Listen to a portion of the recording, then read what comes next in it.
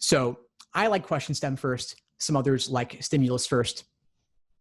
Plenty of top scores on both sides of that epic debate. I used to read stimulus first. Now I read question type first or question stem first. I think even when I was reading stimulus first, I wasn't really reading it first. I would kind of take a sneak peek, or I'd go back and forth several times, in which case it was irrelevant which one I read first. But the idea is that the question stem gives you that proper perspective from which to view the stimulus. That's why I drew that initial distinction between the stimulus assumed true and choices assumed true. But either way, you do have to understand the stimulus deeply. You have to know whether it's a fact set or an argument, and then you take the proper approach moving forward. Fact set, you're making connections, you're linking things together. If it's an argument, you are evaluating the gap in the argument. Is it reasonable? Is it unreasonable?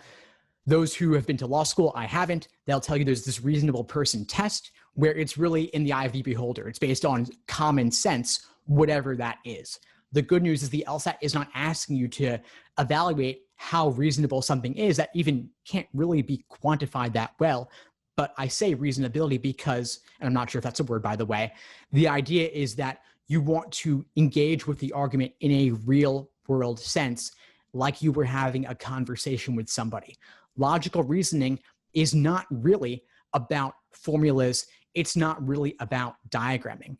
Games might be, but logical reasoning is really mostly informal logic, which requires evaluating it like you were having a conversation with somebody, and that will allow you to better determine what you're dealing with and how to approach it using all those different question types.